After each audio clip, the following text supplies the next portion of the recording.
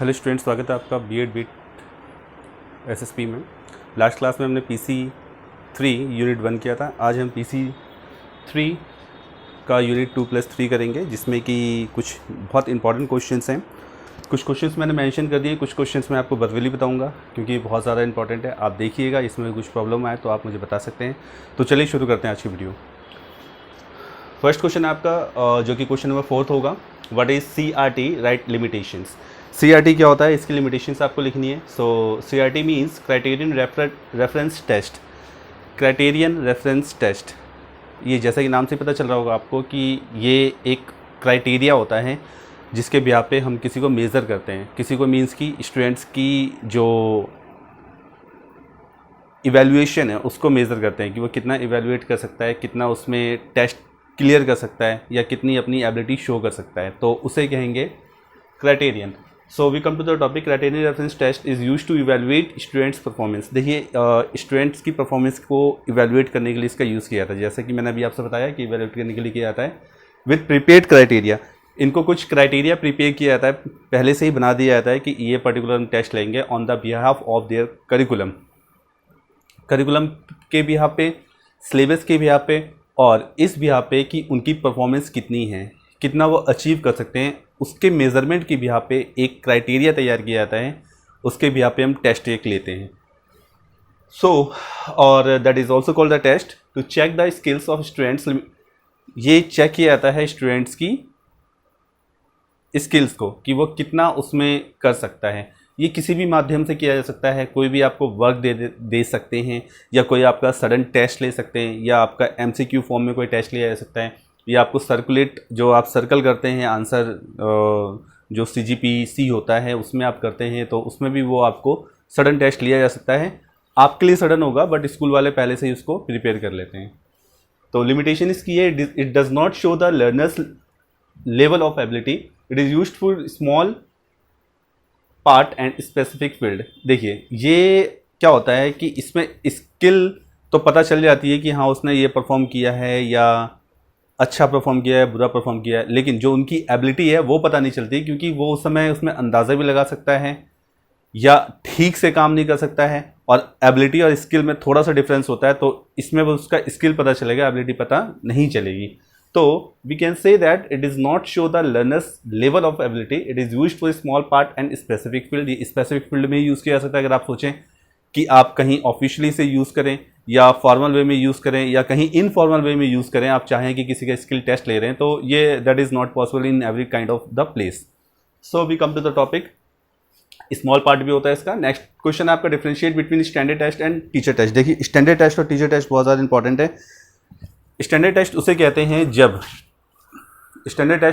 हैं जब किसी करिकुलम के माध्यम से कोई NCERT हो गया या SCERT हो गया या NCF हो गया, एक बड़ा करिकुलम बनाते हैं, एक टेस्ट तैयार करते हैं जो कि बहुत सारे जोन में, बहुत सारे डिस्ट्रिक्ट में उसको डिस्ट्रीब्यूट किया जाता है स्टूडेंट्स की परफॉर्मेंस के बिहाफ पे, या इस बिहाफ पे कि स्कूल कितने हैं आपके लोकेलिटी में या आपके जोन में या आपके डिस्ट्रिक्ट में कितने स्कूल्स हैं, उसके बिहाफ पे एक करिकुलम तैयार किया जाता है, एक टेस्ट तैयार किया जाता है जिसे स्टैंडर्ड टेस्ट कहते हैं। So it is the introduction. Now we come to the topic. Standard test is made by a group of the experts. देखिए, ये ग्रुप ऑफ एक्सपर्ट्स, जो एक्सपर्ट्स होते हैं उनके द्वारा बनाया जाता है, और जो रिसर्च वर्कर्स होते हैं उन्होंने इस पर रिसर्च किया होता है कि कौन सी चीज़ हम कैसे दें जो सभी तरह के बच्चे के लिए एटलीस्ट एवरेज वे में तो काम करें। देखिए, स्कूल में अलग अलग तरह के बच्चे होते हैं, सबकी परफॉर्मेंस अलग होती है, सबकी एबिलिटी अलग होती है, तो हमें उनके बिहाफ पे वर्क करना होता है। So group of experts and research workers on the behalf of the number of school, it is used in very wide. As I told you, it is used in very wide, बहुत ज़्यादा extend रूप में work करता है। It is published, so that's why it is published. जब widely use किया जाएगा that it should be published and it must be published. So it is published and it cover state और regional curriculum. State और regional curriculum को cover करता है। Hopes हो कि आपको स्टैंडर्ड टेस्ट समझ में आ गया होगा। Next we come to the topic, teacher test. It is made और prepared by the teachers who have experienced teacher द्वारा बनाया जाता है। It is criteria is small and it cover small area. और साथ में ये देख सकते हैं कि क्लास इवैल्यूएशन के लिए, या अलग अलग क्लास हैं आपके स्कूल में, तो उसके इवैल्यूएशन के लिए वो टेस्ट बनाया जाता है। तो होप सो कि ये टेस्ट जो बनाया जाता होगा वो स्टैंडर्ड टेस्ट से थोड़ा सा इजी होता होगा और उसका जो वाइड है यानी कि जो रेंज है वो थोड़ा कम वाइड होता होगा। इसका भी वही मोटिव है, बस आपको ये ध्यान रखना है कि ये बड़े लेवल पे, छोटे लेवल पे, इट इज को भी स्मॉल और limited, it is not published, it covers small area of curriculum. देखिए ये कुछ ही स्कूल में रहता है या सेम स्कूल में रहता है, इसलिए it doesn't need to publish any kind of curriculum, any kind of test, so as it is behalf on the small area.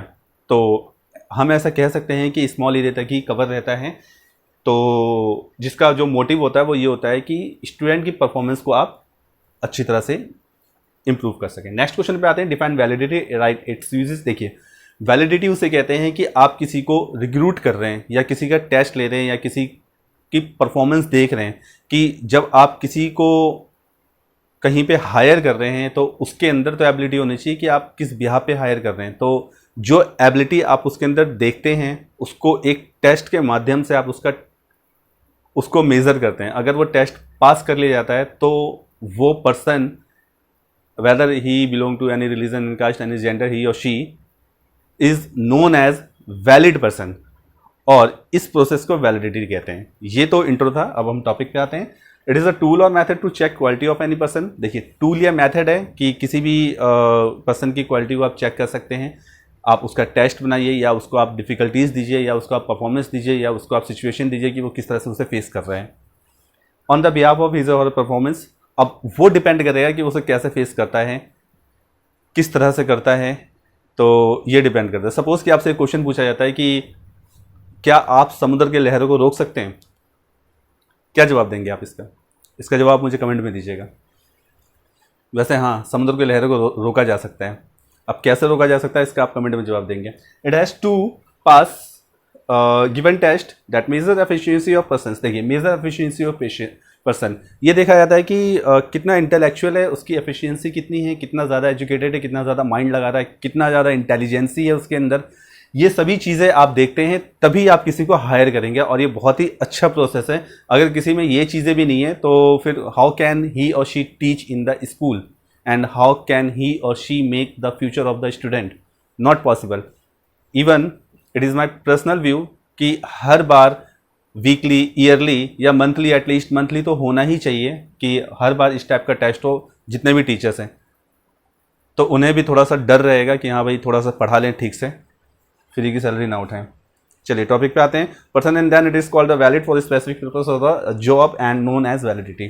तो वो पर्सन वैलिड हो जाता है कंपनी के लिए, स्कूल के लिए या किसी ऐसी एजुकेशनल इंस्टीट्यूशंस के लिए जो कि पर्टिकुलर पर्पस के लिए उनको रिक्रूट कर देते हैं, और इस प्रोसेस को कहते हैं वैलिडिटी।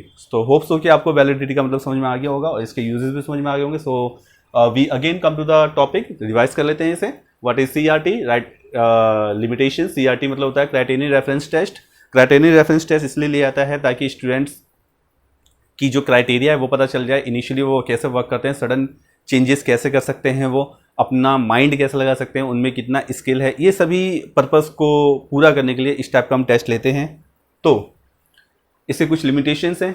लिमिटेशंस ये हैं कि ये एबिलिटी को शो नहीं करता, ये सिर्फ स्किल को शो करता है। ये वाइड रेंज में नहीं करता, ये स्मॉल रेंज में करता है। ये पर्टिकुलर स्पेसिफिक एरिया में ही करता है, हर चीज़ में ये नहीं कर सकता है। नेक्स्ट है differentiate between standard test and teacher test. Standard test और टीचर टेस्ट में डिफरेंस आपको बताना है। स्टैंडर्ड टेस्ट थोड़ा वाइड रेंज का होता है, बहुत सारे ग्रुप ऑफ एक्सपर्ट्स इसको मिलकर बनाते हैं, ये पब्लिश्ड होता है, ये वाइड एरिया कवर करता है, ये करिकुलम भी बनाता है, करिकुलम के बिहाफ पे होता है। ये इसका example as a entrance test हो सकता है।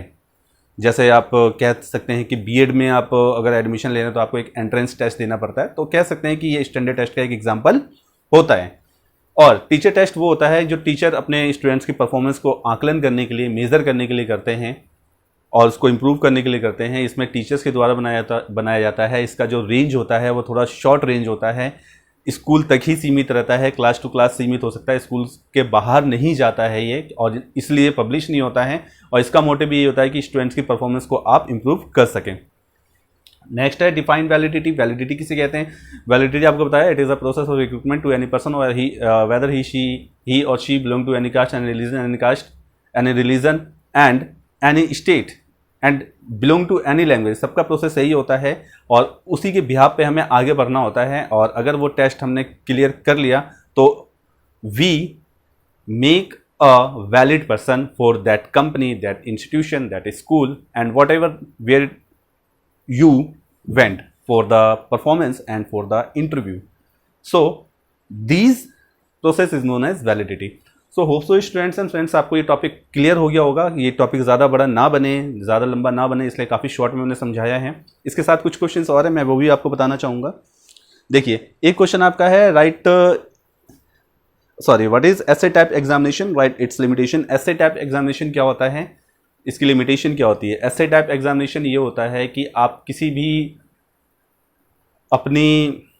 आप एज अ टीचर अपने स्टूडेंट्स की परफॉर्मेंस को देखना चाहते हैं कि वह कितना क्वालिफाई करता है या अपने आइडियाज़ कितने लिख सकता है, वो कितना डिज़र्व करता है, कितने मार्क्स डिज़र्व करता है, उसे कहते हैं एसे टाइप एग्जामिनेशन। कि आप उसको लॉन्ग क्वेश्चन दे रहे हैं कि हाउ कैन ही और she write it's value, rights it's data, rights its origin, बहुत सारी थिंग्स हैं कि वो कैसे उसको एक कलेक्शन में लिखता है और उसको फिर आगे कैसे लॉन्ग करके लिखता है। तो इसे कहते हैं एसे टाइप एग्जामिनेशन। इसकी लिमिटेशंस ये है कि इसमें कुछ चीज़ें आपको फॉलो करनी पड़ती हैं, जैसे कि आपको फॉलो करना पड़ेगा excessive time can be complete only a teacher और प्रोफेशनल्स। इसको जो बनाएंगे वो टीचर या प्रोफेशनल्स बना सकते हैं और चेकिंग करने का काम भी उन्हीं का होता है, क्योंकि ये थोड़ा सा वाइड प्रोसेस होता है। लॉन्ग क्वेश्चंस या लॉन्ग ऐसे आपको लिखना है या बनाना है तो ये थोड़ा सा हार्ड टास्क हो जाता है, इसलिए इसमें जो भी परफॉर्मर हैं उनको काफ़ी एजुकेटेड होना जरूरी होता है और जो चेकर होते हैं उनको भी एजुकेटेड होना जरूरी होता है।